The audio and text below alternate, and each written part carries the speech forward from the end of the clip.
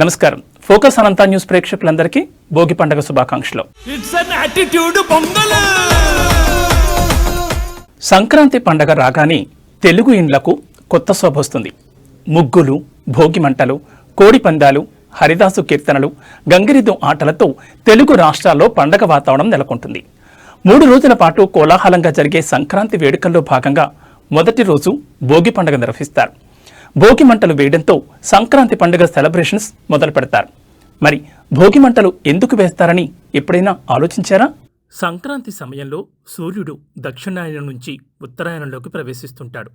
ఈ సమయంలో ఉష్ణోగ్రతలు తగ్గి చలి ఎక్కువ అవుతుంది. ఈ చలిని తట్టుకునేందుకు భోగి మంటలు వేయడం మొదలైందని చెబుతారు. ఆధ్యాత్మిక విషయానికొస్తే దక్షిణాయనంలో పడిన కష్టాలను తొలగించి సంతోషాలను ప్రసాదించాలని భోగి మంటలను వేస్తారని కూడా చెబుతూ ఉంటారు. భోగి మంటలు వేయడం వెనుక పురాణాల్లో ఒక కథ కూడా ప్రాచుర్యంలో ఉంది.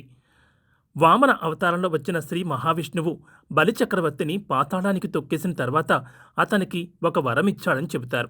దీని ప్రకారం బలిచక్రవర్తిని పాతాళానికి రాజుగా ఉండమని, సంక్రాంతి ముందు భూలోకానికి వచ్చి ప్రజలను ఆశీర్వదించాలని చెప్పాడట.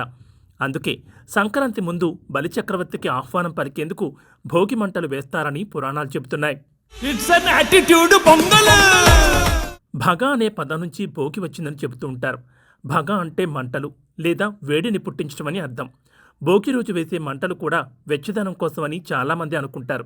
కానీ అవి కేవలం వెచ్చదనం కోసం మాత్రమే కాదు, ఆరోగ్యానికి కూడా ఎంతో మంచిది. ధనుర్మాసంలో రోగాలు వచ్చే అవకాశం ఎక్కువగా ఉంటుంది. కాబట్టి ఈ సమయంలో ఇంటి ముందు పిడకలను కాల్చడం వల్ల గాలి శుద్ధి అవుతుంది, సూక్ష్మజీవులు నశిస్తాయి.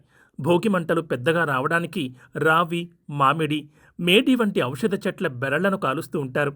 అవి కాల్చడానికి ఆవు నెయ్యిని వేస్తారు. ఇవన్నీ కూడా ఔషధ గుణాలు కలిగినవే. వీటిని కాల్చినప్పుడు వచ్చిన గాలిని పీల్చడం వల్ల శరీరంలోని 72,000 నాడులు ఉత్తేజమవుతాయి. అందుకే భోగి రోజున భోగి మంటల్లో అందరూ పాల్గొనే సంప్రదాయం వచ్చిందని అంటారు. భోగి మంటల్లో పాత వస్తువులను కాల్చాలని చెబుతుంటారు. దీంతో చాలా మంది ఇంట్లో ఉన్న వస్తువులన్నింటినీ వేస్తుంటారు. మంటలు ఎక్కువగా రావాలని కొంతమంది టైర్లు, రబ్బర్, ప్లాస్టిక్ కవర్లు కాలుస్తుంటారు. ఔషధ మొక్కలకు బదులు ఇలాంటి వస్తువులను కాల్చడం వల్ల వాతావరణ కాలుష్యం మరింత పెరిగిపోతుంది. ఈ మంట నుంచి వచ్చిన పొగను పీల్చడం వల్ల అనేక శ్వాసకోశ వ్యాధులు వచ్చే అవకాశం ఉంటుంది. కాబట్టి భోగి మంటల్లో ప్లాస్టిక్, రబ్బర్ వస్తువులను కాల్చొద్దని వైద్యులు సూచిస్తున్నారు.